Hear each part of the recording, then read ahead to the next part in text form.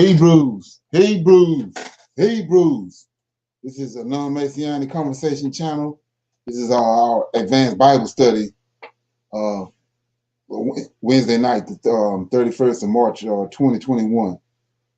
So what I'm trying to do is we're going to try to have our advanced Bible study. Get back around to getting into the scriptures, word for word on Wednesday nights. With that being said, I was going to recommend that everybody like, share, subscribe, and hit the notification button so you know whenever we coming on. So with that being said, we're going to go into our moment of silence and then go into a prayer. Then do a little, read a song. Okay. Well, with that being said,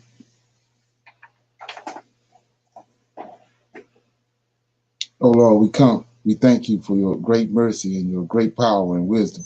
We tarry, waiting for your powerful deliverance of your people Israel.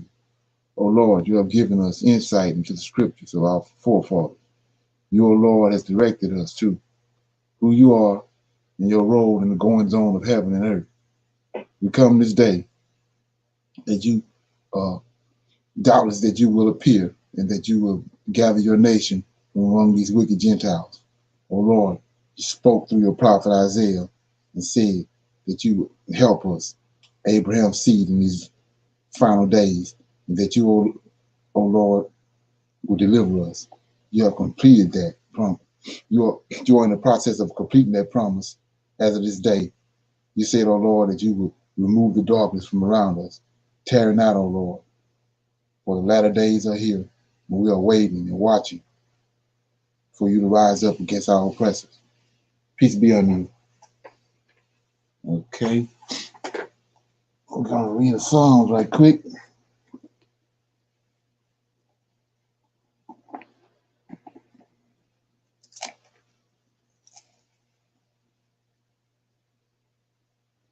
I'm going to read Psalm 46. This title of it is Our Refuge and Our Strength. It says, God is our refuge and our strength, a very present help in trouble. Therefore will not we fear, though the earth be removed, and though the mountains be carried into the midst of the sea, though the waters thereof roar and be troubled, though the mountains shake with the swelling thereof. Selah, there is a river, the streams whereof shall make glad the city of God, the holy place of the tabernacle of the Most High. God is in the midst of her. She shall not be moved. God shall help her, and that right early. The heathen rage, the kingdoms were removed. He uttered his voice, the earth melted. The Lord of hosts is with us. The God of Jacob is our refuge. Selah, come, behold the works of the Lord. What desolations he hath made in the earth. He maketh wars to cease unto the earth, the ends of the earth. He breaketh the bow, and cutteth the spear in sunder. He burneth the chariots in the fire. Be still and know that I am God, and I will exalt among the heathen. I will be exalted in the earth.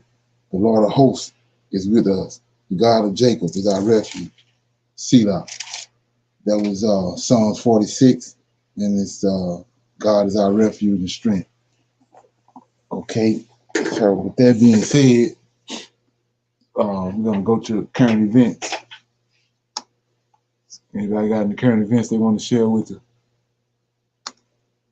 people? No current events. Okay, I got a couple right here. The first one is it's about this Nike shoe that this little guy that brought out. Said it's a drop of human blood in it, and we'll play it, then we'll talk about it. Let me get it.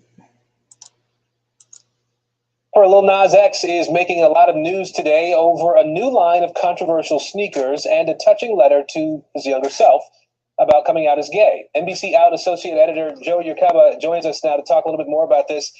Joe, let's start with these sneakers first. They're being called Satan shoes. What do we know about these? Yes, the Satan shoes are a collaboration with a company called Mischief, and Lil Nas X is selling 666 pairs of them, or I should say sold, because they sold out in about a minute.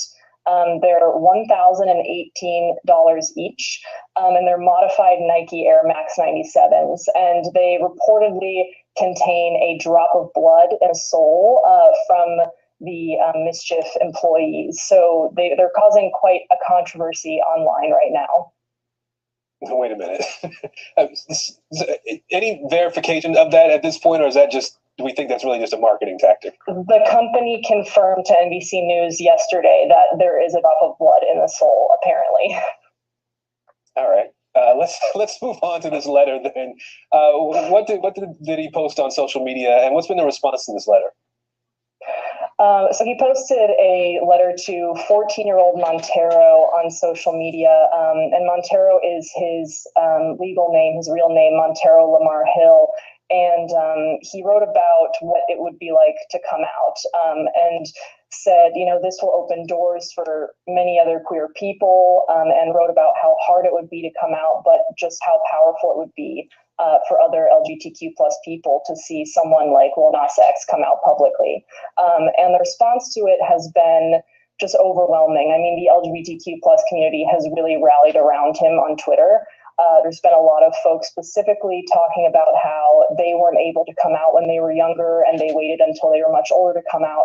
And so it's just so inspiring to see Lil Nas X come out publicly and now be really unapologetic about it, because for a long time, he felt really ashamed. He spoke in 2019 about how he was taught that homosexuality was a sin growing up.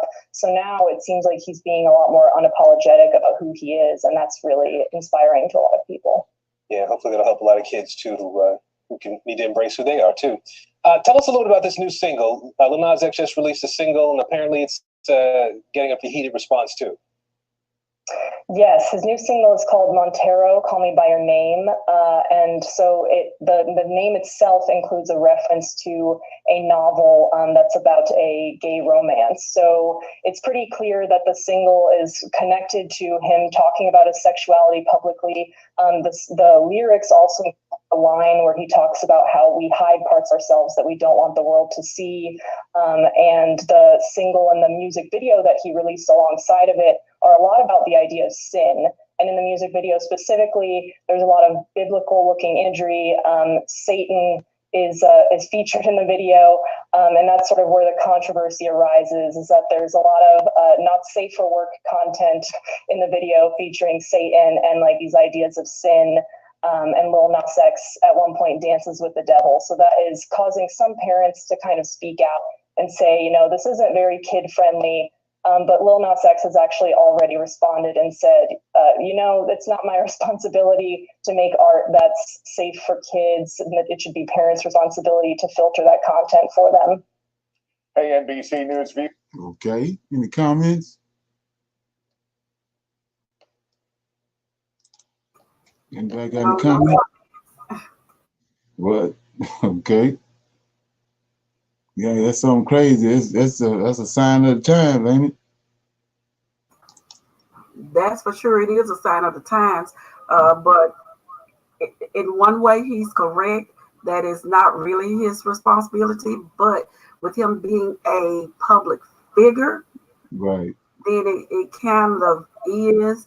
But he doesn't want the responsibility, it seems. Okay, yeah, well, he got to deal with in that case, he got to deal with all the rest of the clowns. So you get a pass on that one. Yeah, that's crazy though. We got one more. What's up, Lamar? Okay, got this other one. I'm gonna put it up here.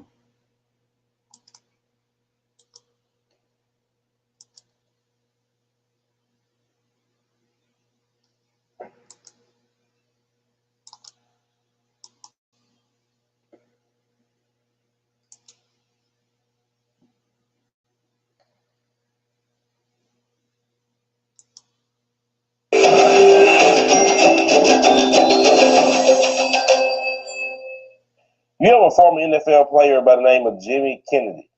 Now, he was doing business with J.P. Morgan Chase Bank.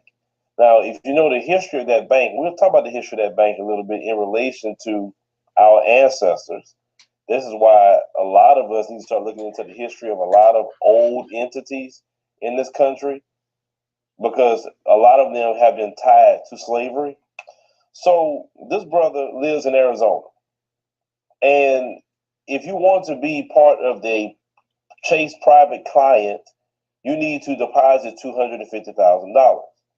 That's the level you have to deposit. Now, that status of private client will get him some big travel discounts and other perks. So he was told to conform to the racist attitudes when he was confronting them while he was shopping for a bank in Arizona. They told him, you're bigger than the average person, period. And you're also African American. The bank employee, Charles Pelton, who is black, told Kennedy. He said, reported to the New York Times. Now, he said, we're in Arizona. I don't have to tell you about what the demographics are in Arizona. They don't see people like you a lot. Now, I don't live in Arizona. Some of the family probably live in Arizona. Is it like that? Is it that bad in Arizona? So his experience demonstrated a long history of racism within the culture of the American banking system. They say with few black people represented in the top ranks of the financial institutions, and even restitution paid to black employees were being isolated from their white peers, Kennedy's treatment came as no surprise. It said the National Bureau of Economic Research has stated this year they found that black mortgage borrowers were still charged higher interest rates.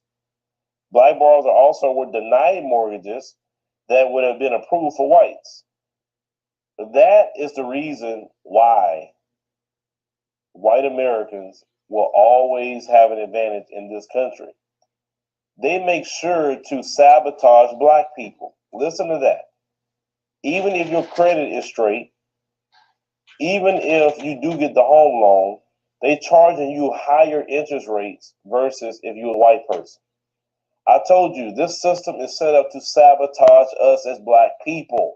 And a lot of you, when I say things, you know, as I'm going into 2020, because I'm more of a person that say, let's have a solution to issues and to broaden your horizons on different things. As long as these people are in control, they are going to constantly sabotage us. We have to expect that. If we not sabotage and say, oh, that was great, we can get sabotaged that time. But you must understand, this is why black people don't have the home ownership. This is why home ownership haven't changed much since the 60s. It's because of the banking system in America. The same bank, J.P. Morgan Chase, owned slaves, took slaves as collateral. Okay? They owned slaves up to 1,250, but they had 13,000 in collateral when people didn't pay their bills. You understand? This same J.P. Morgan Chase, and you got black folks that's engaged in a bank that was doing this and still treating black people bad to this day. You say, okay, well, that was a long time ago. Those people dead and gone. Fine. But you always see some racist practices going on at Chase Bank. That J.P. Morgan Chase and other banks claim they work hard in reversing the tide of racism that's been over their business. It said, but Kennedy was told that he was too black. His initial financial advisor also complained that he was a victim of racism and also inflicted his recorder on and unsuspecting colleagues who have normally passed off the allegations as made up. Because, you know, you have to record them. Because if you go report them and say, yeah, they're being racist, they can say, oh, you making that up until you get them on tape. Then they will have to concede. And I said, J.P. Morgan Chase spokeswoman said the bank was unaware of all the recordings and changed their position after it was revealed by the New York Times. Into an executive being placed on leave. So what happened is Kennedy had claimed he was comfortable with his first advisor, Ricardo Peters, and he had slowly transferred $800,000 to the bank in 2018.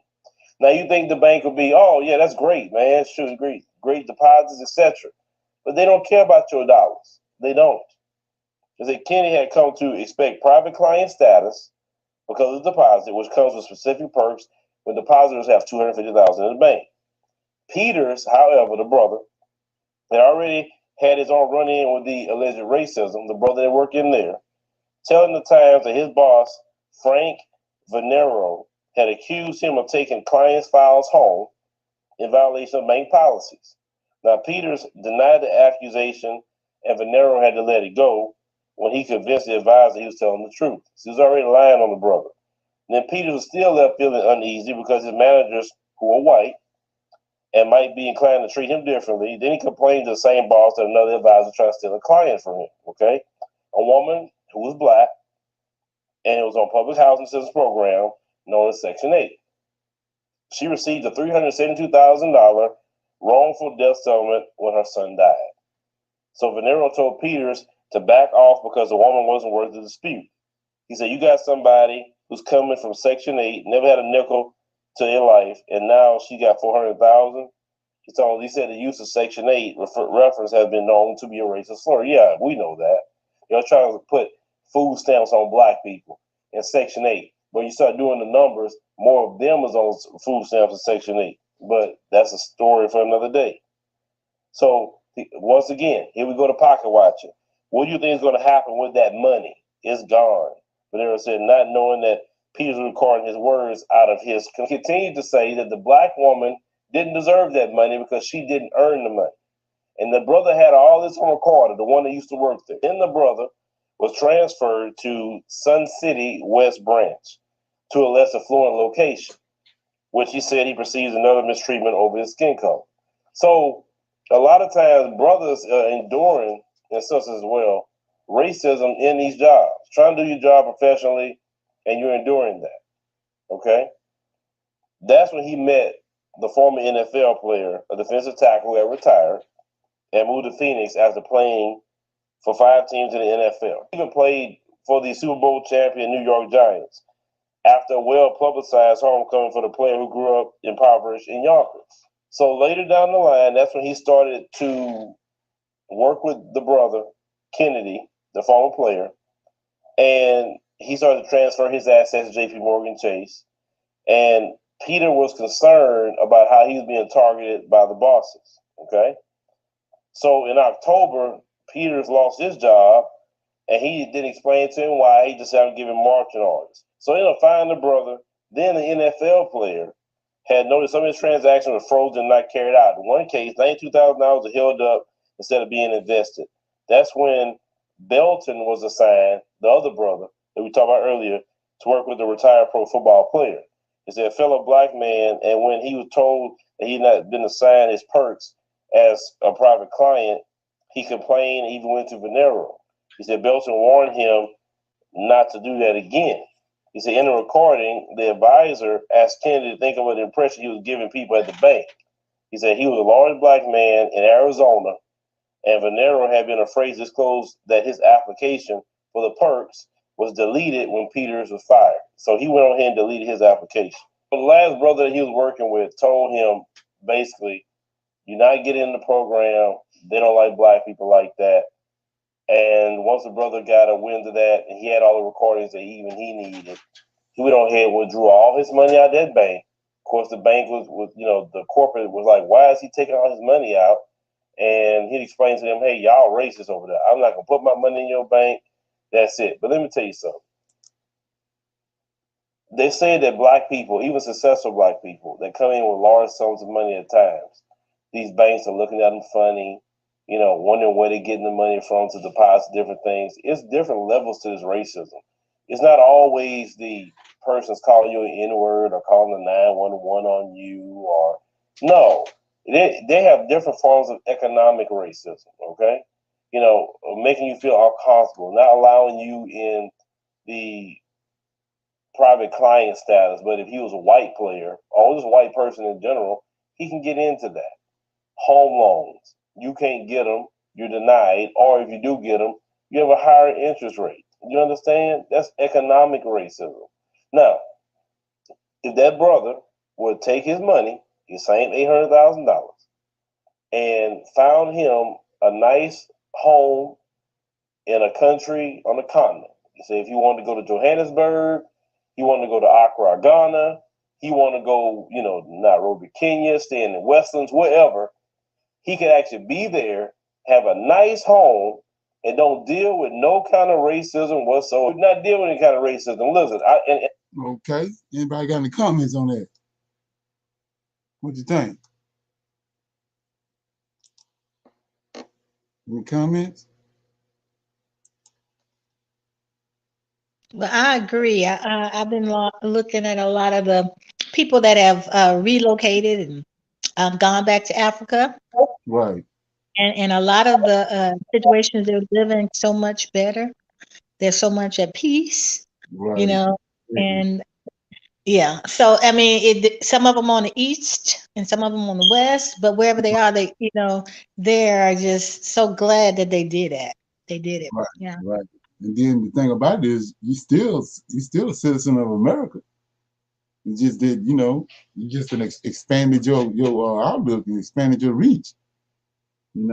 So it's not how it's gonna hurt anything. Yeah. Yeah. Can't do nothing but help. Yeah, I had this. I had a video that I want to recommend. I'm gonna play a little bit of it. We're gonna go into the class. It's the name of it is Dealing with the Enemy Within and the Enemy Without, and it's on search for Uhuru. I'm quite sure everybody should know who that guy is. So I'm gonna play a little bit of it. So, but you can watch it on your own time, and then if you have any questions, you can bring it up during the Q&A. I'm gonna play a little bit of it right here.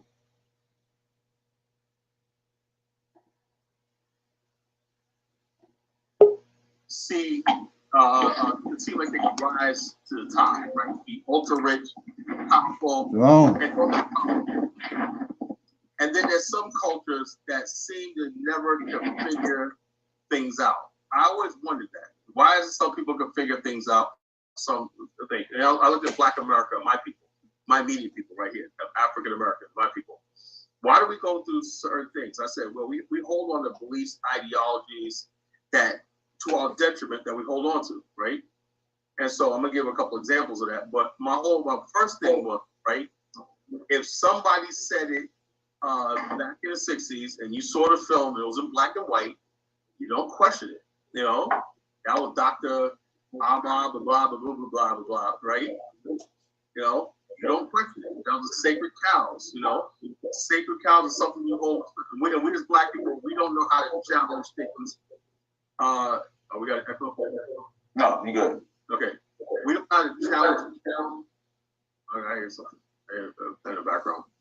Okay, we don't know how to challenge things in the and figure things out and move forward, right? Every time I hear somebody tell me that, something, Dr. Clark said that, look, I love Dr. Clark with all due respect. I love the Honorable Elijah Muhammad with all due respect. I love the most honorable Marcus Garvey with all due respect. But we are living in a different time period, a different age. We have their experiences were shaped by their experiences back then. Not every black person had the same experiences that they did. So their worldview was shaped by their experiences and what they knew in the world. What they knew in the world never changes, right? Yeah, we know that racism, white supremacy, doesn't change. But how we engage that, is based on as constantly evolving. Who would ever thought that you would have had a young man like Diane Samir that has such an impact on the culture right now, traveling to Africa, doing things and setting things up and everything. According to everything, we were supposed to have forgotten Africa. We were supposed to have forgotten all this. And like I said, and I researched Liberia for 10 years, for actually for 20 years, right? But for the last 10, 15 years, I've been heavily researching Liberia. And when some people said, why are you worried about Liberia? I said, there's something about the history that's not being told, right? So I went, did my research, right? Against all the popular opinion, right? I was the only one, right? Had it not been, people say, are you bragging? I'm not bragging. I'm just telling it like it is, right? People, even the so-called descendants of the so-called American Liberians had given up on the country. Yeah, it was just a bad experiment. I said, wait a minute. I said, didn't you guys build a republic and that republic was recognized and everything? Do you know how long it took Rome to become a republic?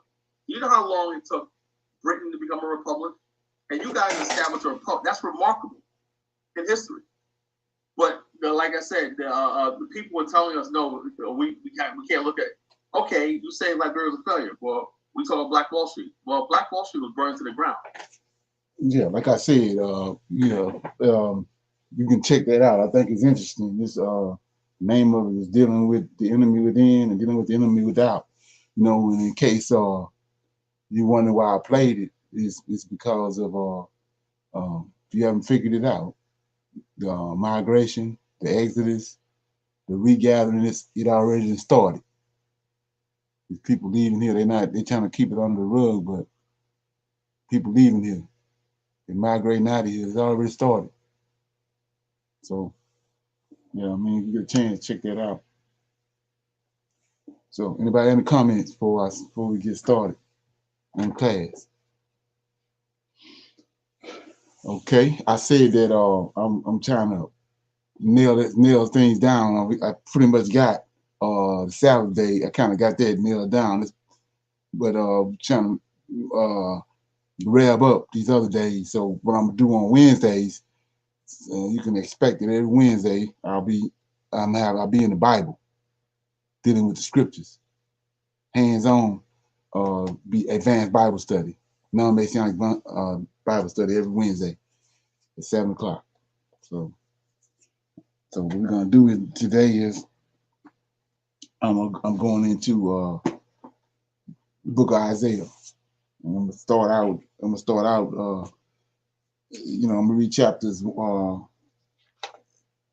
and tie it in and break it down and for what it's really saying, because a lot of people don't really understand what it's saying. But before I do that, I'm gonna give you a little background on the book of Isaiah. Okay, so it says, and like I was saying before, you have to understand who we're dealing with, the Gentiles, and I didn't explain who the Gentiles are. If you don't know, you can go to Prophets of Awakening, and you got one video is called the Greek New Testament. You got another one, Japhat is not Noah's son. You can start right there. And you can find out who the Gentiles are. So they got a whole ton of records, and they did a number on them. So the Most High, Lord holds the promises though that He's gonna come in the last days and help us. So here we go right here. It says Isaiah stands at the peak of the Old Testament as a literary genius, of prophets of Israel. His book has more chapters than any other prophetic book and looks farther into the future than any other Old Testament book. The amazing book includes Isaiah's unique prophecy regarding Emmanuel. Okay, regarding Emmanuel and the suffering servant. So we're gonna stop right there because, like I was saying, we know who Emmanuel is. It ain't Jesus. And we also know who the suffering servant is. So I'm hoping you just registering, because you see right here back in the day before you was awakened, you snowed in with that. So Isaiah ain't talking about Emmanuel, and Isaiah ain't talking about no suffering servant coming in the future. We already know that. So anyway, it says Isaiah the son of Amos was one of the most prominent citizens of Jerusalem, having access to both the royal and priestly leadership of the nation of Judah. His Hebrew name is Yeshua. Yahu means Yahweh is salvation. The significance of his name is revealed in his prophetic ministry, because he came on the scene of Judah's history at a time when it was of the utmost importance for the people to realize that salvation was of the Lord and not merely by human efforts. Isaiah found himself standing against the threat of the Assyrians' rising imperialism and the emergence of a spirit of universalism, which began to turn the chosen people from the Lord. So this makes a lot more sense right here, because like I said before, Isaiah is Israel as a nation. This book is about Israel. Old Testament, Tanakh, Book of Remembrance, is about Israel, and these prophets is warning our forefathers about what's going on with them at that time. He ain't talking to us. So, and that's why you have to be able to put that in perspective. I call it thinking like a Hebrew, thinking like an Israelite. So he's warning them about the Assyrians and about the Babylonians. That's what he's warning them about. So the historical setting is Isaiah's long life spanned the rule of several kings born during the reign of Uzzah. Isaiah was called to his prophetic ministry in the year of the king's death in 740 BC. Uzzah was succeeded by Jotham from 752 through 736 BC. He was followed by Ahaz 736 to 720 BC, and finally by Hezekiah. With the ascension of Hezekiah to the throne, a new day dawned for Judah. Pursuing a policy of reform, the new king repaired and cleansed the temple and returned to emphasizing the Mosaic law in determining the nation's ethics. Isaiah became a prime figure during these years of Hezekiah, chief advisor. How long the prophet lived beyond his association with Hezekiah is unknown. That's a lie. It's been taken out so you can't connect the dots. Possibly he lived until 681 BC when Sennacherib died. Tradition says that he was sawn in half by Manasseh, the evil king who followed Hezekiah. Okay, so what I'm gonna do is I'm gonna stop right there before I start reading, but I want to shine a light on something pertaining to what I just read. It says we go to, if you go to Isaiah, just for people that haven't been on here, and it may register for somebody that's been on here, but we're gonna go to Isaiah, give you a little golden nugget right quick. So Isaiah. Isaiah. That's what I'm getting ready to read. Isaiah. I'm in Isaiah chapter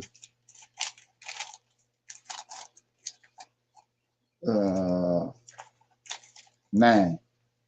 This is one of these verses they tell you supposed to be talking about Jesus the Christ. So chapter 9, verse 6 says, "Unto us a child is born, unto us a son is given. The government shall be upon his shoulder. His name shall be called Wonderful Counselor, the Mighty God, the Everlasting Father, the Prince of Peace. Of the increase of his government and peace there shall be no end, upon the throne of David and upon his kingdom, to order it and to establish it with judgment and with justice from henceforth, even and forever. The zeal of the Lord of hosts shall perform this." So we've been told from time we entered into the world that this verse right here is a prophecy talking to Jesus the Christ. So let's look at it before we start reading. So if I go to 2 Samuel right quick. It won't take me long.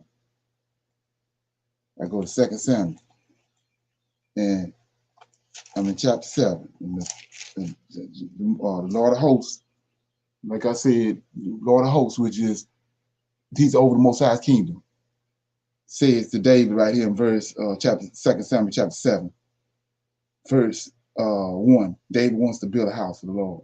It says, "And it came to pass when the king sat in his house, and the Lord said, and the Lord had given him rest round about from all his enemies, that the king said unto Nathan the prophet, See now, I dwell in the house of cedar, but the ark of the God dwelleth within curtains. Nathan said to the king, Go and do all that's in thine heart." And what's in David's heart is he want to build a house for the Lord of hosts, right? So Nathan is not able to do that without consulting the Lord of hosts. So verse 4 says, "And it came to pass that night that the Lord came to Nathan, saying, Go and tell David my servant, Thus says the Lord, Shalt thou build me a house for me to dwell in? Whereas I have not dwelled in any house since the time that I brought up the children of Israel out of Egypt, even to this day, but I have walked in a tent and in a tabernacle, and in all the places wherein I have walked, with all the children of Israel spake I a word with any of the tribes of Israel, whom I commanded to feed my people Israel, saying, Why build ye me a house of cedar? Now therefore, so shalt thou say unto my servant David, thus saith the Lord of hosts, I took thee from sheepcote, from following sheep, to be ruler over my people Israel. And I was with thee wheresoever thou wentest, and I have cut off all thy enemies out of thy sight, and I have made thee name great, like the name of the great men that are in the earth. Moreover, I will plant a place for my people Israel. I will plant them, and they may be to dwell in a place for their own and move no more. Neither shall the children of wickedness afflict them any more as before time. Right, so here we go. And since the time that I commanded judges to be over my people Israel, I have caused thee to rest from all thy enemies. Also the Lord telleth thee that he will make thee a house. And when thy days are fulfilled and thou shalt sleep with thy fathers, I will set up thy seed. So his son, David's son, he's gonna set up his David's seed, his son, Solomon. So after thee, we shall proceed out of thy bowels, and I will establish his kingdom. He shall build a house. He shall build a house for my name, and I will establish the throne of his kingdom forever. Now he go to covenant that he got with David. This the Lord of hosts, which is Michael, the archangel. He the Lord of hosts, strong one, the El over Israel. So he says, 14, I will be his father. David did. And he said, I will be Solomon's father, and he shall be my son. He go to son right here. So he says, and if he commit iniquity, I will chasten him with a rod of men, with the stripes of men. So what he's saying is, long as every king that's on the throne of David is out of David's loins. David dead. So Michael, this Lord of hosts, the strong one over Israel, is an eternal being. So he's going to be there in David's place and be the father, and they're going to be the son. So his promise with David is that he's always going to have a son. It's going to be a bunch of wicked ones that's going to come, but he always going to bring a righteous one on the throne to a reformer to redo everything for Israel. So let's get over here and I'm gonna show you what I'm talking about. So I just read in the very beginning of this in the commentary we're gonna look at it. It says that let me get it right quick. It says that when Isaiah first was born, Uzi was on the throne. And when you go read about Uzi, he was wicked as hell. Then what followed him was Jochtan. And Jochtan picked up where daddy left off at Uzi. He was wicked as hell. Then Ahaz, everybody know who Ahaz was. He was wicked as hell. Then came Hezekiah.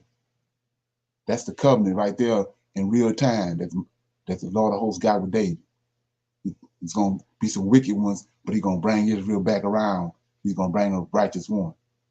So let's go back and read 9 and 6 again. Isaiah 9 verse 6 says, unto us a child is born, a son, a seed. Well, I just read in 2 Samuel. Unto us a son is given. Not no son in the future with no star born hanging in the sky over him and all that. It says, for under us a child is born, unto us a son is given. The government is upon his shoulder, and his name shall be called Wonderful Counselor, the Mighty God, the Everlasting Father, the Prince of Peace. Of the increase of his government, peace, whatever son that is, the one that he bring forth. At that time we read right here, it was Hezekiah. It was 3 wicked kings that ruled. Then he brought Hezekiah. The government is on Hezekiah's shoulder. He's the Wonderful Counselor, right? And so then verse 7 says, of the increase of his government and peace. That's what Solomon was. It was peace in the land when Solomon was there. It was peace in the land when Hezekiah was there. It was peace in the land when Josiah came on the throne. They all of them brought Israel back to the Lord of hosts. So he says, of the increase of his government, peace, there shall be no end upon the throne of David, because David is the one he got the covenant with. And upon his kingdom, David's kingdom, the kingdom belonged to David, not to Jesus Christ. It belonged to David. So he said to order it and to establish it with judgment, this righteous seed, to judgment and with justice for henceforth, even and forever. Now he's going to tell you who's doing it. The zeal of the Lord of hosts will perform this. Why? Why the Lord of hosts? He an eternal being. David dead. We just saw where he got a covenant with David that he's going to watch over his house. He's going to watch over his kingdom after he passed. So now, with that understanding, any comments, questions? Might not have heard this before, but anybody got any questions? Okay, let me look over here and see. I'm going to check this. Okay, so I'm back over in Isaiah chapter 1. We're gonna deal with Isaiah for the next couple of weeks on Wednesday. So I'm in chapter 1. It says, I just gave you a breakdown, but we're gonna do it again. It says, the vision of Isaiah, the son of Amos, which he saw concerning Judah and Jerusalem in the days, he go to 4 kings right here. In the days of all of them out of David's lineage, the sons of David. In the days of Uzzah, Jotham, Ahaz, and Hezekiah, kings of Judah. So they go to covenant right there in your face. So verse 2, hear, O heavens, and give ear, O earth, for the Lord of hosts, has spoken. I have nourished and brought up children, and they have rebelled against me. The ox knoweth his owner, and the ass his master's crib. But Israel doeth not know, my people do not consider. Ah, sinful nation, a people laden with iniquity, a seed of evildoers, children that are corrupters.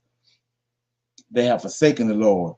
They have provoked the Holy One of Israel unto anger, and they are gone away backwards. So I mentioned earlier who the Lord of hosts was. And I told you it was this angel, Michael the Archangel. And you probably never heard that before. So, you say, what are you talking about? Well, I'm going to read this verse right here again. Then I'm going to break it down. Isaiah chapter 1, verse 4. Ah, a sinful nation, a people laden with iniquity, a seed of evildoers, children that are corrupters. They have forsaken the Lord. So who is the Lord? They have provoked the Holy One of Israel under anger. They are gone away backwards. So we said Holy One of Israel. Let's look at it. We're going to go to Exodus right quick. It says, I'm in chapter 3. Everybody know this story from Sunshine Band and BTU. Chapter 3 says, now Moses kept the flock of Jethro, his father-in-law, the priest of Midian, and he led the flock to the backside of the desert and came to the mountain of God, even the Horeb. And the angel, see that? I just told you who it was. It's over. The angel of the Lord appeared unto him. This ain't Yahweh. This ain't Jesus. In a flame of fire out of the midst of the bush. And he looked, and behold, the bush was burned with fire, and the bush was not consumed. So we see right here from verse 1, right dividing this, it's the angel there. And Moses said, I will now turn aside to see this great sight while the bush is now burned. And when the Lord saw, this angel saw that he turned aside to see, God called unto him out of the midst of the bush and said, Moses, Moses. And he said, here I am. Now here goes my punchline. 5. And he said, draw nigh hither, pull off thy shoes from off thy feet, for the place wherein thou standest is holy ground. It's an angel there. And he telling him, take his shoes off. The ground is holy because he there. Now let's go back to Isaiah chapter 1, verse 5. Verse 4. A sinful nation, a people laden with iniquity, a seed of evildoers, children that are corrupters. They have forsaken the Lord. They have provoked the Holy One of Israel under anger. We just saw who the Holy One is. We don't need nobody to be born in the manger to get no Holy One. So verse 5, why should ye be stricken anymore? Ye will revoke more and more, and the whole head is sick, and the whole heart faint. From the sole of the foot even unto the head, there is no soundness in it, but wounds. See that? These same wounds in Isaiah 53. He's talking to the nation of Israel. Wounds and bruises. These are the same wounds and bruises in Isaiah 53. And purifying sores. They have not been closed. neither bound up. All the same word, same word etymology, everything. Neither modified with or mollified with ointment. For your country is desolate, your cities are burned with fire, your land strangers devour it in your presence, and it is desolate, as overthrown by strangers. And the daughters of Zion is left as a cottage in a vineyard, as a lodge in the garden of cucumbers, as a besieged city, except the Lord of hosts. Let me read that again. Except the Lord of hosts had left under us, a very small remnant, we should have been as Sodom, and we should have been likened unto Gomorrah. Verse 10 says, hear the word of the Lord, ye rulers of Sodom, give ear unto the law of your God, ye people of Gomorrah. To what purpose is the multitude of your sacrifices unto me, saith the Lord? I am full of the burnt offerings of rams and the fat of the fed beasts, and I delight not in the blood of bullocks or lambs or of he goats. When ye come to appear before me, who have required this at your hands to tread my courts? So let's get it right, because I want, it's, like I said, it's hammer time. So verse 10 says, you gotta register. I showed you that it's an angel they're dealing with. So he's talking right here in verse 10. Hear the word of the Lord of hosts, ye rulers of Sodom. That's Israel. He just called them that up here in verse 9. Ye rulers of Sodom, give ear unto the law of God, ye people of Gomorrah. To what purpose, look at this. This the Lord of hosts talking. To what purpose is the multitude of your sacrifices unto me? So he right there. These sacrifices ain't being made and the smoke going all the way up into heaven. So let's pause for a minute. So it's 7 heavens. Most High got 7 angels that he formed in the beginning. The 7 heavens. The Yahweh, the creator God, is in the heavens of heavens. Is above the 7th heaven. So you got to use your mind. When they burn these sacrifices in Jerusalem, in the temple in Jerusalem, the smoke ain't to ascend all the way through these heavens, all the way to Yahweh. It's for the Lord of hosts. He the one that received Israel from Yahweh. He inherited Israel from Yahweh. He's standing right there, and the smoke is going up in his nose. So let's read that again. He says, to what purpose is the multitude of your sacrifice unto me? He on the earth. Yahweh way up in the heaven of heavens. So he says, said the Lord of hosts, I am full of the burnt offerings of rams. So these rams being burnt to him. Adam, when he made the sacrifice in Genesis, the Lord of hosts was standing there. So he says, when ye come to appear before me, who have required this at your hand to tread my courts, bring no more vain oblations, incense. It is an abomination unto me. The new moons, the Sabbaths, the calling of the assemblies, I cannot away with. It is iniquity, even the solemn feast. Your new moons and your appointed feasts, my soul hated. They are a trouble unto me. I am weary to bear them. So I told you a couple of weeks ago that the Lord of hosts is getting his orders from Yahweh. Yahweh put a burden on him. He gave Israel to him, and he got a burden on him to deal with Israel. He got to keep them in line. So he in turn came and chose the Levites, the priesthood. And now the priesthood, he put the burden that the Most High put on him, he put a burden on them. That's the suffering servant. So when Israel go astray, the burden is laid upon the Levites. So let's read that. So he says, 14, your new moons and your appointed feasts, my soul hated. They are troubled to me. Why they are troubling him? He got a boss over him. When Israel started sinning and making these whacked out sacrifices that don't mean nothing, it's trouble for him. That's what he's talking about. It's a trouble unto me. I am weary to bear them. He don't want to bear them. Same way with the Israelites, the righteous Israelites. They don't want to bow no you coming and bringing a ram or a he-goat or something to him, and they already know how wicked you is. It's a burden on them. So 15 says, and when ye spread forth your hands, I will hide mine eyes from you.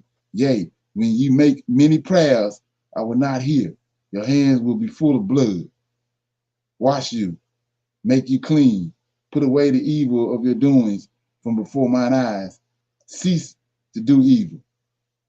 Okay, so let's look at that. So he says, I told you when it says the word of the Lord come, no matter what prophet it is, they always tell you the word of the Lord came unto me saying. What is he talking about? Yahweh tell this angel, and the angel bring the word to him. So he in turn tell the Levites, and the Levites bring it to the people. That's the order. So he says, wash you, verse 16, wash you, make you clean, put away your evil doings from before my eyes, and cease to do evil. Learn to do well, seek judgment, relieve the oppressed, judge the fatherless, plead the widow, plead for the widow. Come now and let us reason together, said the Lord. Though your sins be as scarlet, they shall be as white as snow. Though they be red like crimson, they shall be as wool. If ye be willing, look at this. If ye be willing and obedient, ye shall eat the good of the land. But if ye refuse and rebel, ye shall be devoured with the sword. For the mouth of the Lord have spoken it. So let's look at that. He just told in 2 Samuel, you don't have to go there, you don't want to, but I'm gonna go to 2 Samuel right quick to show you what's going on. So he got a covenant with David. He told him right here, he said, let me get it. Chapter 7, verse 13. He says, he shall build, it's Solomon, he's talking to David. He shall build a house for my name, and I will establish the throne of his kingdom forever. Solomon. 14, I will be his father, David dead, and he shall be my son. If he commit iniquity, I will chasten him with the rod of men. That's with these wicked nations around. That's with the Assyrians, the Babylonians, the Greeks, the Medes and Persians, Japhet. That's how he punished them. He bring nations, wicked nations on Israel when they sin. So let's go back over here where I was at. Let me get it down. Verse 19. If ye be willing and obedient, ye shall eat the good of the land. But if ye refuse and rebel, ye shall be devoured with the sword. That's these wicked nations. For the mouth of the Lord hath spoken it. When he speaking, he spoke it over in 2 Samuel, chapter 7, with Nathan. Let's look at that. We're going to go all the way in. So I'm in 2 Samuel. You say, well, what you talking about? Okay, I'm in verse 16. Nathan telling David, Lord, the host sent Nathan to go tell David all this what I was reading in 2 Samuel. We down to verse 16. We'll start at 15. But my mercy shall not depart away from him, Solomon, as I took it from Saul, whom I put away before thee. And thine house, this Nathan telling David this, and thy house and thy kingdom shall be established forever before thee. Thy throne shall be established forever. You don't need nobody else to come. This David already over the throne. You don't need nobody else to come and be over this kingdom or this throne. David over it. Now, 17. According to all these words, what all Nathan doing is prepping David. David standing right, David and Solomon, Nathan and David standing right outside that Lord's house. He's sitting there waiting on David to come in there. 17 says, and according to all these words, and according to all this vision, so did Nathan speak unto David. That's the Lord host sent him. 18. Then went King David in. See that? We ain't gonna fumble with it. Then went King David in and sat before the Lord. See that? And he said, so that means he right there. It's like walking in the lawyer's office. So he says, and he sat before the Lord, And he said, who am I, O Lord God? Telling you exactly who he's talking to. And what is my house? Right? That thou hast brought me here to. So, like I said, I'm just showing you this. I'm not plucking verses out, and making up a storyline like the Greeks and the Romans do. So I'm in verse 20. But if ye refuse and rebel, ye shall be devoured with the sword, for the mouth of the Lord hath spoken it. How is the fruitful city becoming a harlot? It was full of judgment. Righteousness lodged in it, but now murderers. Thy silver is become dross, thy wine mixed with water. Thy princes are rebellious, and the companions of thieves. Every one loveth gifts, and followeth after reward. They judge not the fatherless, neither do they cause the widow to come unto them. Therefore saith the Lord of hosts, the mighty one of Israel, I will ease me of mine adversaries, and avenge me of mine enemies. And I will turn my hand upon thee, and purely purge away thy dross, and take away all thy tin. And I will restore thy judges as at first, and thy counselors at the beginning. Afterwards thou shalt be called the city of righteousness, the faithful city. Zion shall be redeemed with judgment, and her converts with righteousness. And the destruction of the transgressors of the sinners shall be together. And they that forsake the Lord shall be consumed, for they shall be ashamed of the oaks which ye have desired, and ye shall be confounded for the gardens that ye have chosen. For ye shall be as an oak whose leaf fadeth, and as a garden that have no water. And the strong shall be as a tow, and the maker of it as a spark, and they shall both burn together, and none shall quench them. So you say, what you talking about, brother? Verse 28 says, and the destruction of the transgressions of the city shall be together, and they that forsake the Lord shall be consumed. So how are they forsaking the Lord? 29 says, they shall be ashamed of the oaks which ye have desired. So what is he talking about? Well, these fallen angels, they make groves. They'll find that these people, the Gentiles, they was dealing like Cain. The Lord, when you go back and read in the beginning in Genesis, it says that Satan, Lucifer, came to Cain. We just saw that David just went in and talked to the Lord, Michael. He just went in there and talked. They talked to these angels. So they would deal with these angels under these trees, just like in Africa. They got these traditions that the ancestors or spirits was up in these trees, right? So they would wherever they meet this angel at. Gideon met an angel. When you go back and look at the story, he met him, by this tree, or by this grove, and then he said, if you be an angel of the Lord and you're a righteous angel, then make the ground be dry and make the dew be on the cloak. And then he did that. Next time he came back, he said, make the cloak dry and make the rest of the ground wet. So they would meet these angels on these trees. So let me break that down because it's important. So 29 say, for they shall be ashamed of the oaks which ye have desired. So he built him a worship place where he met his angel at. He'd made a grove out of it and fixed it all up and decorated it. That's where he go every day to deal with his angel. So you say, what are you talking about?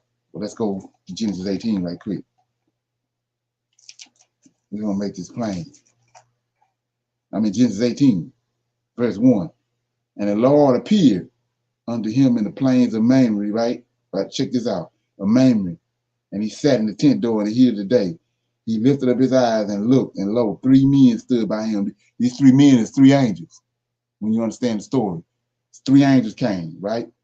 And when he saw them, he ran to meet them from the tent door and bowed himself toward the ground and said, my Lord, if now I have found favor in thy sight, pass not away, I pray thee, from thy servant. Let a little water, I pray thee, be fetched, and wash your feet, and rest yourself under the tree. See that? We ain't gonna fumble with it. See that? So he said, rest yourself on the tree. So let's go back up to verse 1. So he says, the Lord appeared unto him in the plains of Mamre. So go when you get off the line, go Google Mamre. That's a wicked ass angel. So Moses over here in this land in Canaan, but he's in an area where this angel dwell at. His name Mamre. And then when they get through, Moses went out there and started talking to the Lord. Then he tell him, just sit over here on this tree right here until I'm gonna go get some cakes and get a lamb and dress it, and then we're gonna eat on this tree and we're gonna commune. Well, you got righteous angels and you got wicked angels. So they didn't, when you get back where we was at, let me get it. So it says, Isaiah 1:29, for they shall be ashamed of the oaths. See that? They didn't went away from the Lord of hosts. And they dealing with these wicked ass angels talking to them. And they even worshiping the place where they met them at. So it says, they shall be ashamed of the oath which they have desired. The place they want to go meet this angel at. And ye shall be confounded of the garden. That's the grove where they did it at. See that? Now, you say, what you talking about? Let's go in. So, I'm in Isaiah 66. We're getting ahead of ourselves, but, I don't want to fumble with this. Yeah, so, 66. You say, what you talking about? You probably heard this 1,000 times in the church. You didn't know what it was talking about. So, he says, I'm in Isaiah 66. Pick up verse 15, 66 15. For behold, the Lord will come with fire. You know, this is the Lord of hosts. This is Michael, the archangel. For behold, the Lord will come with fire, with his chariots like a whirlwind, to render his anger with fury, and his rebuke with flames of fire. For by fire, and by his sword. That's telling you who love. Michael is the one with the sword. He's made out of consuming fire. He says, for by fire and by my sword will the Lord plead with all flesh. See that? And the slain of the Lord shall be many. Well, what they're going to be doing? 17. They that sanctify themselves and purify themselves in gardens. See that? Behind one tree in the midst, doing what? Eating swine's flesh, eating all pig. And the abomination of the mouse. See that? Shall be consumed together, said the Lord. Like I said, I didn't write this. All I'm doing is breaking it down. Okay, so he says, 31 says, 30, for ye shall be as an oak, see that?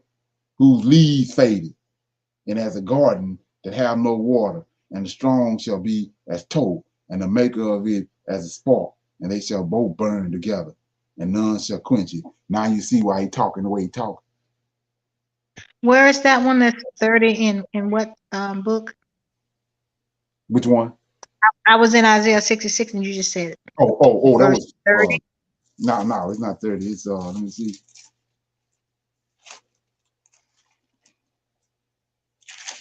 Let me see. I started at 15, but I went to 17. 17 is the verse. Okay, but the one you just read, last one, was that 30 in another book? Oh, that's Isaiah chapter 1. I was finishing up chapter 1 of Isaiah. Okay. That was 30 and 31. Okay. All right, yeah. So let me see what I'm gonna time I got. Okay, yeah.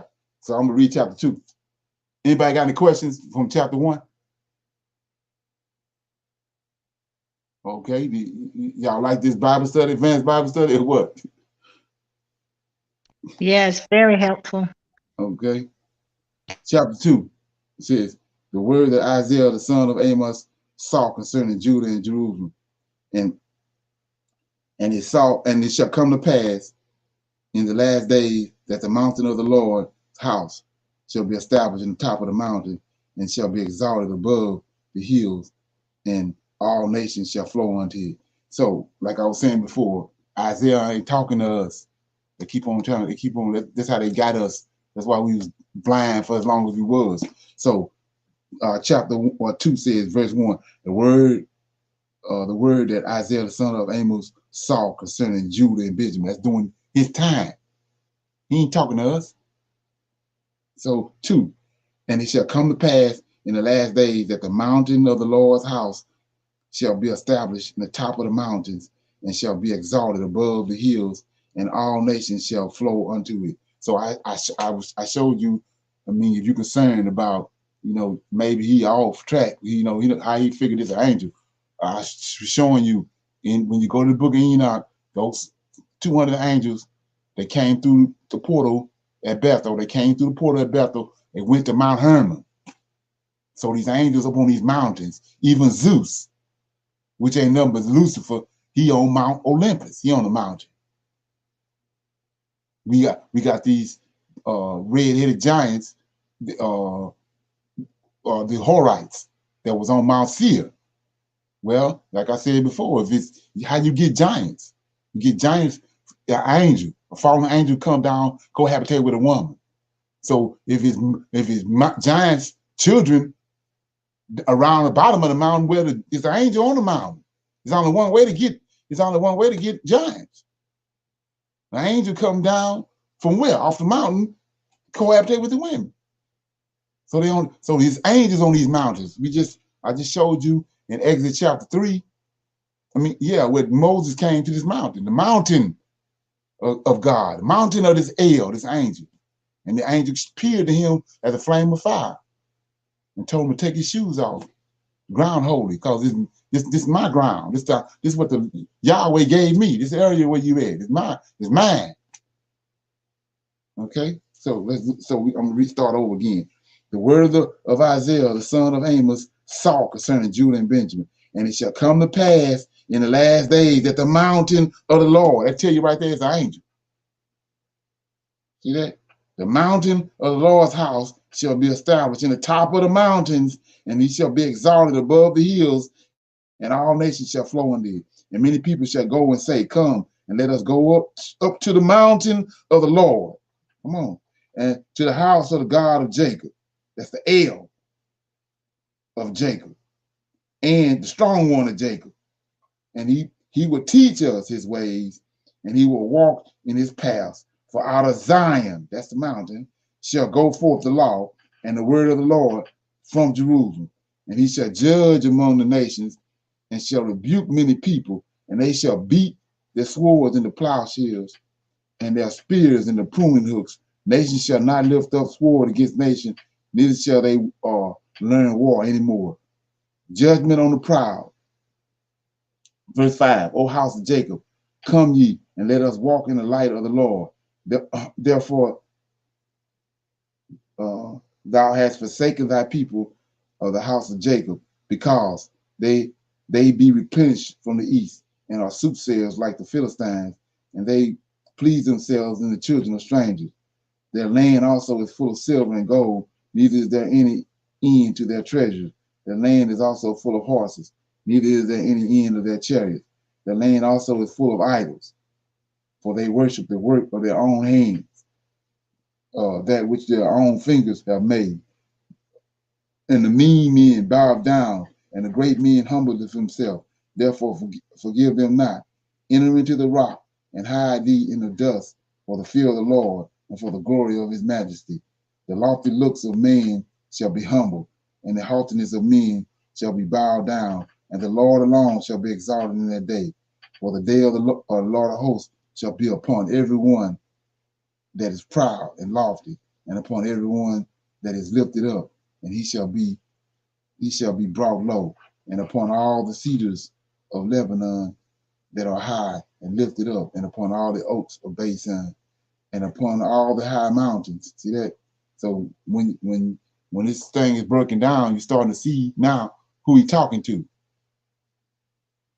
See, so it says 13, and upon all the cedars of Lebanon, and all the high and lifted up, and upon all the oaks of Bashan. So what are you talking about?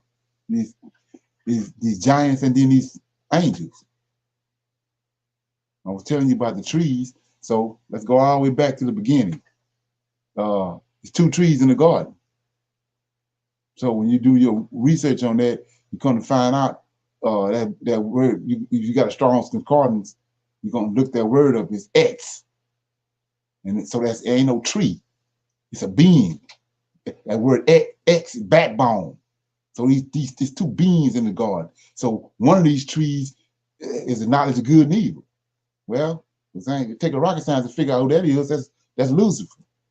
You know the difference in good and evil because his pride was lifted up. That's why he was kicked out of heaven. So that's the tree of knowledge of good and evil. Well, who the other tree? The Lord of hosts. I just told you about Michael the Archangel. He's the tree of life.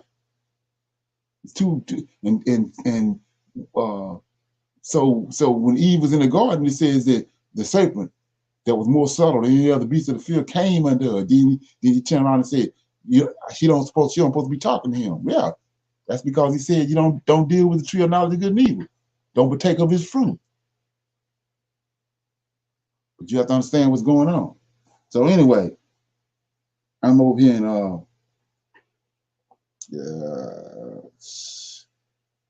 14, chapter 2, verse 14 says, and upon all the high mountains and upon all the hills that are lifted up, and upon every high tower, and upon every fenced wall, and upon all the ships of Tarsus, and upon all the pleasant pictures, and the loftiness of men shall be bowed down, and the haughtiness of men shall be made low, and the Lord alone shall be exalted in that day, and the idols he shall utterly abolish, and they shall go into the holes of the rocks, and into the caves of the earth, for the fear of the Lord, and for the glory of the majesty, when he arises to shake the terribly the earth. In that day a man shall cast his idols of silver and his idols of gold, which they made, each one for himself to worship, to the moles and to the bats, and go into the cliffs of the rocks, and into the tops of the ragged rocks, into the top of ragged rocks, for the fear of the Lord and for the glory of his majesty, when he arises and shake terribly the earth. Cease ye from men whose breath is in the nostrils, for wherein is he to be accounted of? So you say, well, what's going on? Verse 12 says, and you got to put this in context because this was getting ready to happen now. It's a mad cycle. The Lord allowed sin to go for so long, then he come and deal with it. He overseen. Let's look at it. He overseen. I keep showing you this is an angel that we're dealing with. We're going to go to another verse. Exodus 23. Exodus 23. We in Exodus 23, we're on Mount Sinai, and the Lord is talking to Moses. And he tells Moses in verse 20, 23 and 20, behold, I sent an angel before thee to keep thee in the way, to bring thee into the place which I have prepared.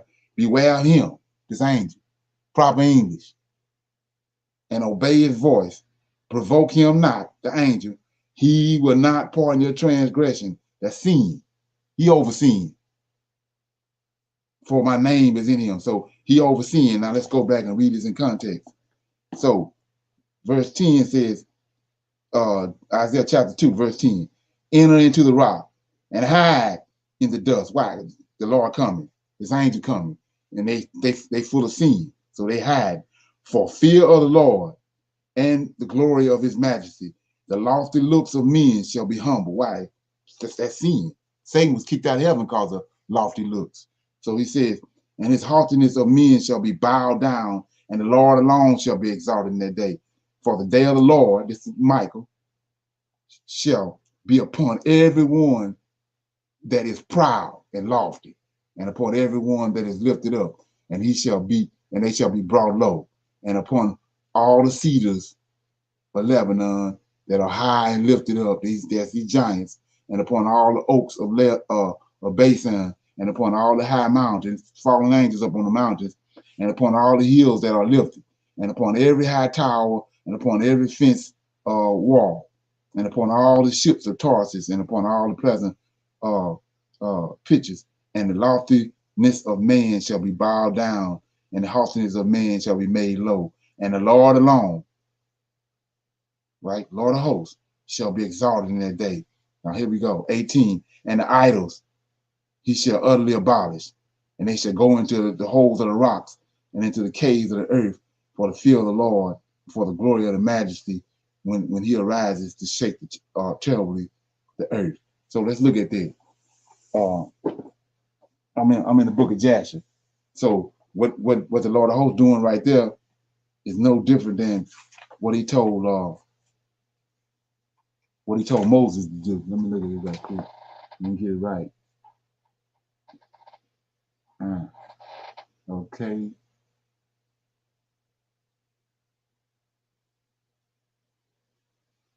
Jasher chapter 11. I'm in Jasher chapter 11, and I'm starting at verse 15. This is the story of Abraham. In case you don't know the story, Noah was instructed. Let me get this. Okay.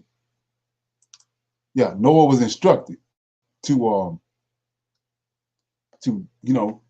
get 2 of every kind of animal, 7 of every kind, put them all in the ark, and then so when after they got on the ark, Noah, Shem, and Eber was preaching to the people how to their sin because of this angel. They dealing with these angels. Like David, when he talked to him, they was talking to Eber, Noah, and Shem was talking to him, and he instructed them, go and tell the people to turn from their sin. This ain't no different than what he did with the northern kingdom and the southern kingdom. He got men he's sending to charge the people. So Eber, Noah, and Shem charged the people before the flood about sin. They got it from the Lord of hosts, and they didn't adhere to it. So the flood came. They got on the boat. After they got on the boat, what people don't know, when Abraham was living, Shem and Eber and Noah still alive. So let's pick it up. So Abraham left for his father Terah when he was about 10 years old, and he went and lived with Eber because they still alive. He would have lived with Shem, Eber, and Noah, and they taught him. So we just read over here in Isaiah how the Lord got a problem with idols and how they when sin get to a certain point, he rise up and deal with it. Well, let's see. This is why Moses acting. This is why Abraham acting the way he acted. I'm in Jasher chapter 11. I'm starting at verse 13. And in the 50th year of the life of Abraham, son of Terah, Abraham came forth. Look at this. So you figure I concocted this. Abraham came forth from the house of Noah. Noah still alive, and went to his father's house. See, Terah making idols. And Abraham won't want to have nothing to do with that. So he left and went to Noah's house. But the powers that be don't want you to know this. So 14, and Abraham knew the Lord. See that? He know y'all. He know the Lord of hosts, Michael. Right? We see what Michael do with idols and sin. So he says, and Abraham knew the Lord, and he went in his ways and instructions, and the Lord, his God, was with him. And Terah's father was in those days still captain. See this? In case you want to know what Lord of hosts means, Terah still captain of the host of King Nimrod. So he's Lord over King Nimrod army. Well, Lord of hosts in heaven is Michael the archangel. He's over Yahweh's kingdom. Lord of hosts ain't Yahweh. Okay. 16.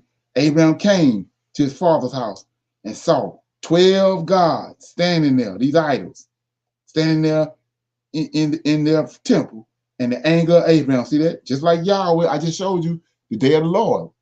When sin gets to a certain point, he get angry. He gonna come and he gonna deal with it. So Abraham came to his father's house, saw 12 gods standing there in their temples, and the anger of Abraham was kindled when he saw these images in his father's house. But we ain't dealing with it today because we don't have no understanding. We ain't getting angry because we don't have no understanding. So Abraham said, as the Lord liveth, these are images shall not remain in my father's house. So shall the Lord who created me, see that? He telling you, he bringing the Lord in the picture, who created me, do unto me, if in 3 days' time I do not break them all. And Abraham went from them, and his anger burned within him. And Abraham hastened and went from the chamber of his father's outer court, and he found his father sitting in the court, and all his servants with him. And Abraham came and sat before him. And Abraham asked his father, said, Father, tell me, where is God who created heaven and earth, and all the sons of men upon the earth, and who created thee and me? And Terah answered his son Abraham and said, Behold, those who created us are all with us in this house. That's what they're telling us now. They got us hoodwinked right now. This same concept. And Abraham said to his father, My Lord, show them to me, show them to me, and I pray thee. And Terah brought Abraham into the chamber of the inner court, and Abraham saw, and behold, the whole room was full of gods. Look at this, of wood and stone, 12 great images, and the others less than they without number. And Terah said to his son, Behold, these are they which made all those thou seest upon the earth, and which created me and thee and all mankind. And Terah bowed down to his gods. This is what the Lord of hosts talking about when he tell you not to bow down to other gods. And he then went away from them, and Abraham his son went away with him. And when Abraham had gone from them, he went to his mother and sat before her. And he said to his mother, Behold, my father has shown me those who made heaven and earth, and all the sons of men. Now therefore hasten and fetch a kid from the flock. Remember what he did in Genesis 18 with the Lord of hosts and these other two angels. Now therefore hasten and fetch a kid from the flock, and make of it a savory meat, that I may bring it to my father's gods and offer for them to eat. Perhaps I may thereby become acceptable to them. And his mother did so, and she fetched the kid and made savory meat thereof, and brought it to Abraham. Abraham took the savory meat from his mother and brought it before his father's gods, and he drew nigh to them that they might eat. And Terah his father did not know of it. And Abraham saw on the day when he was sitting amongst them that they had no voice, no hearing, no motion, and not one of them could stretch forth his hands to eat. And Abraham mocked them and said, Surely the savory meat that I prepared has not pleased them, or perhaps it was too little for them, and for that reason they will not eat. Therefore tomorrow I will prepare fresh savory meat, better and more plentiful than this, in order that they may see the results. And it was on that next day that Abraham directed his mother concerning the savory meat. And his mother rose and fetched 3 fine kids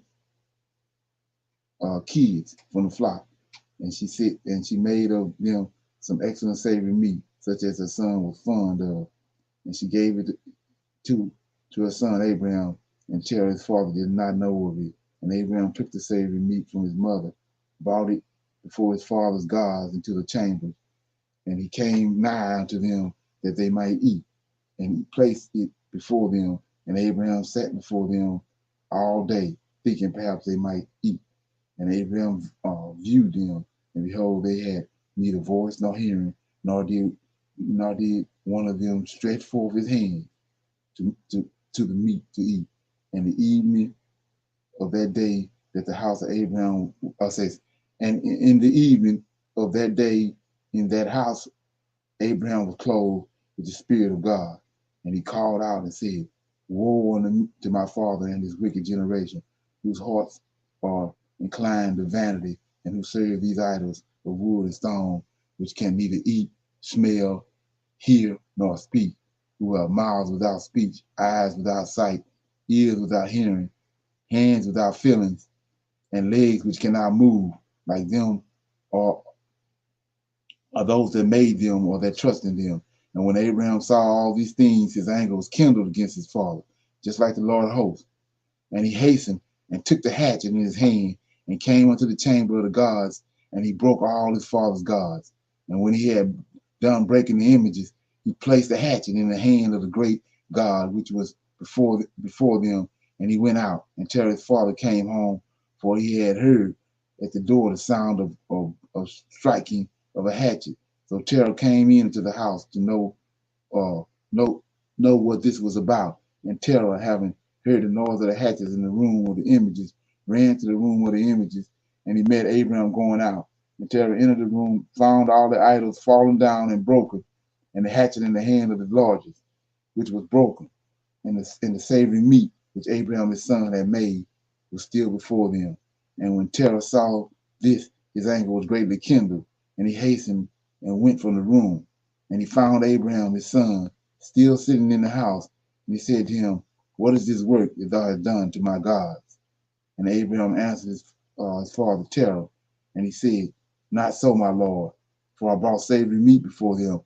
What I'm getting ready to read is you got to let this ferment, because that's what we've been doing for forever. 39. And Abraham answered Terah his father, and he said, "Not so, my lord, for I brought savory meat before them, and when I came nigh to them with the meat that they might eat, they all at once stretched forth their hands to eat before the great one had put forth his hands to eat. And the Lord one saw their works that they did before him, and his anger was violently kindled against them. And he went and took a hatchet that was in the house, and came to them and broke them all. And behold, the hatchet is yet in his hand, as thou seest. And Terah's anger was kindled against his son Abraham when he spoke this. And Terah said to Abraham, his son, in anger, check this out. What is this tale? Come on now. What is this tale, fairy tale, that thou hast told? Thou speak of lies unto me. Is there in these God's spirit, soul, or power to do all that thou hast told? Are they not wood and stone?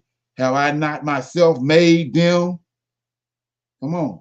And can thou speak such lies, saying that the Lord's God that was with thee, them smote them?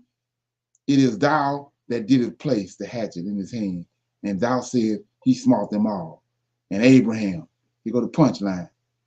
And Abraham answered his father and said to him, and how can thou then serve these idols, in whom there is no power to do anything?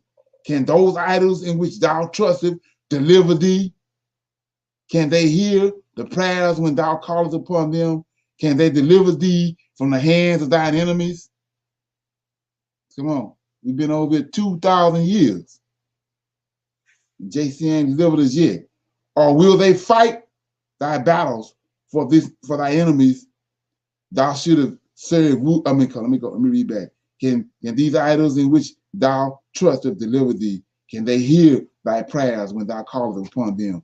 Can they deliver thee from the hands of thy enemies? Or will they fight thy battles for thee against thy enemies, that thou shouldest serve wood and stone, which can neither speak nor hear? And now surely it is not good for thee, for the sons of men that are connected with thee, to do these things. Are ye so silly, so foolish, or so short of understanding that you would serve wood and stone and do after this manner? So you say, what am I reading? Well, let's look at what everybody, people keep saying they awaken. They used to be in the dark, and they was awakened they was waking the Israelites. Now they're awakened.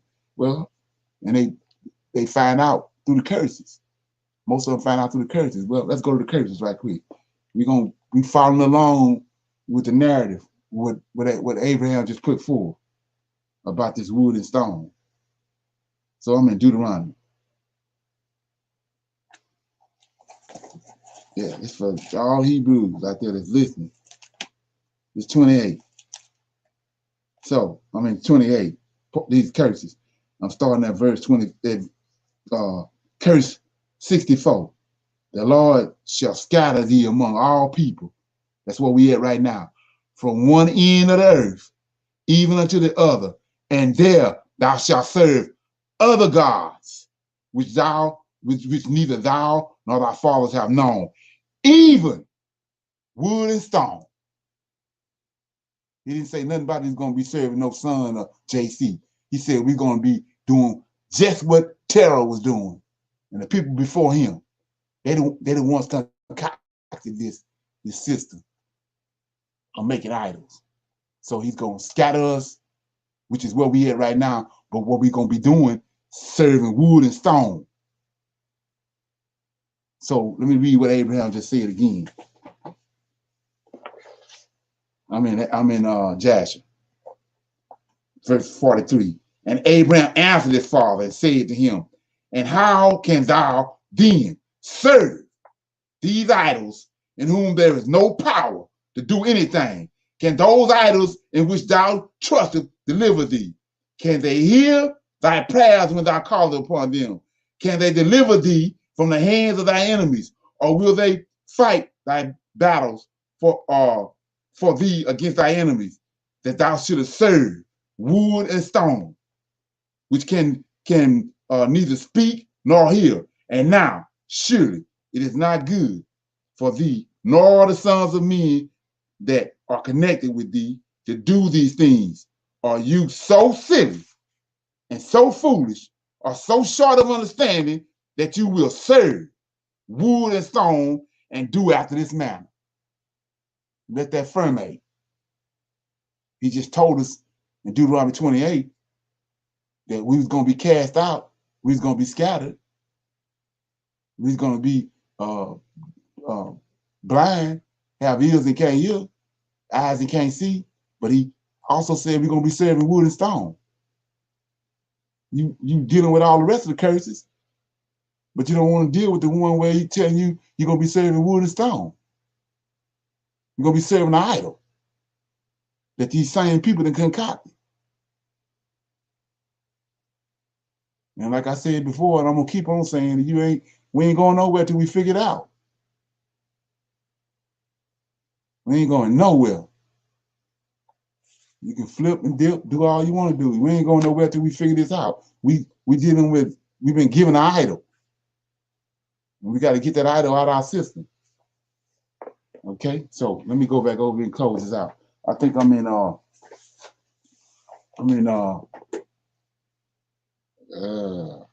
Isaiah chapter 2. Let me see where I'm at. Okay, I'm in chapter 2, verse 19. And they shall go into the holes of rocks and into the caves of the earth for fear of the Lord and for the glory of his majesty when he arises. Let me see if I'm in the right place. Mighty men. Okay, yeah. 20. And in that day a man shall cast his idols of silver and his idols of gold, which they have made, each one for himself to worship, to the moles and to the bats, to go into the cliffs of the rocks and into the tops of the ragged rocks for the fear of the Lord and for the glory of his majesty. Okay. And when he rises to shake terribly the earth, cease ye from man, whose breath is in his nostrils, for wherein is he to be accounted. So what we just dealt with tonight is we just dealt with Isaiah chapter 1 and chapter 2. And so we're going to pick up from that next week, next Wednesday, read chapters 3, 4, and 5. Like I said, I'm going to stick to the scriptures on Wednesday night. We're going to have advanced Bible study and try to stick close to the word. At least one day out of the week. So with that being said, anybody got any questions, comments, was something said that they didn't understand? I have to comment that I thought it was really interesting that he was praying to the gods and saying that the gods had created them when he then confessed that he created the gods. Right.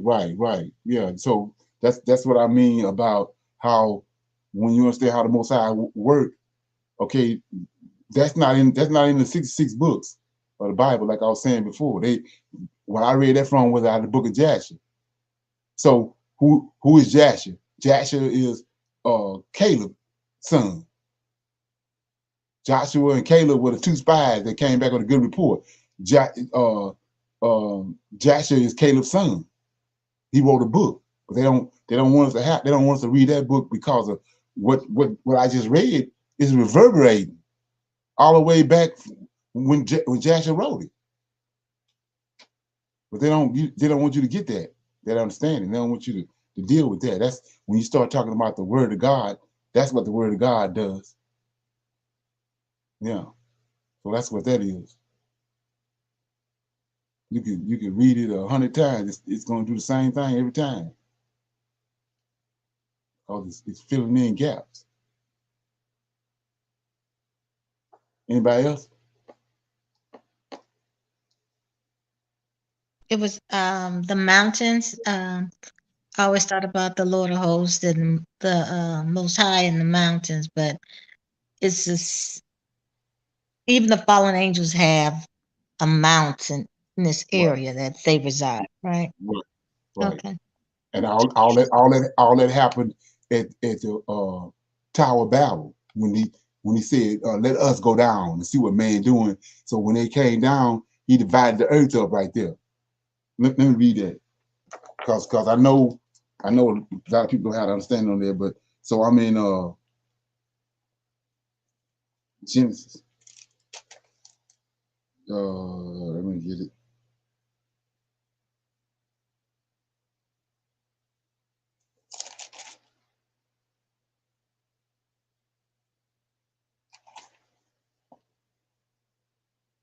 Right, yeah, chapter 10. Chapter 10, verse start at verse 21 right quick. So it says, under Shem, also the father of all the children of Eber.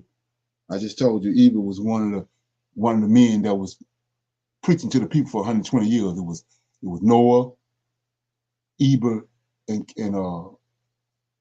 Shem. It says, under Shem also the father of the children of Eber, the brother of Japhet the elder, even unto him were children born. And the children of Shem, Elam, Asher, Arphaxad, and Lud, and Aram. And the children of Aram, Uz, Hud, I might be pronouncing his name bad, Geder, and Mash. And Arphaxad begot Shelah, Shelah begot Eber. Now here we go, 25. Eber was born, under Eber was born 2 sons. The name of one was Peleg, right? In his days was the earth divided. So that's what he's talking about right there. The earth was divided up right here. Oh, okay. At the Tower of Babel, these 70 angels. That's why they talk about 70 languages. So each one of these angels was given a region on the earth. And Mount Zion, land of Israel, was given the Lord of hosts, Michael. That's Okay. why he keeps saying my inheritance. Yahweh, everybody give Yahweh nothing. Okay. Yeah. So the area was given him. So when Moses came there, Moses came to his mountain. In the beginning, you were saying that Moses was, I guess, in that time they were talking to both the fallen angels and Yeah, they was on earth then. yeah. The Okay. remnant. They dealing with them. They showing them stuff. It's like Lucifer came to Cain, showed him how to Yeah. make, and Tubal Cain showed him how to make metals. That's how you know who Japhet is, because they warlike people. They had Yeah. swords and metals and all that. Warlike people. He injected it into them by showing them how to do that. Anybody else got anything? I wanted to ask. So when you said about the dividing of the lands at the Tower of Babel, can it be said that each of those 70 angels were given an inheritance and land for their inheritance to dwell on? Yeah, what you have to do is they watches. So they got a certain area they watching. So they was allowed in a certain area. They watches, which is really ain't nothing but shepherds. They shepherds. So you say what you talking about? Who brought them out? Who brought Israel out of Egypt? Michael. Okay, Michael brought them out. So if Yahweh up in heaven looking down, who leading them out of Egypt? Michael. Michael. So he the shepherd. Right. Yeah. But they didn't gave us a whole nother storyline. We ain't peeping out what's going on. Even when Gabriel came to Daniel in the book of Daniel, didn't Gabriel tell him, I heard you start praying on the first day, but I was held up by the prince of Persia. That's I ain't a fallen angel. He old Persia. He came to fight with Gabriel. Then Michael had to come help him. Okay. Anybody else?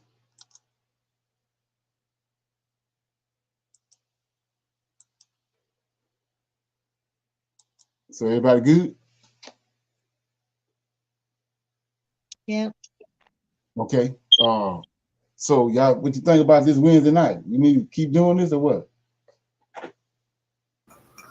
I have to say that I really enjoyed this, so I would vote yes. Me too. I think it's great. It helps. It helps the understanding. Yeah. Yeah, Okay. I was going to say the same thing. I got quite a bit of understanding tonight. Okay. Yeah. So I was sitting there thinking about that. I need to get back around to because we got other people coming in. Yeah. So I'm gonna play this line a little bit, and then we're gonna see y'all on Friday.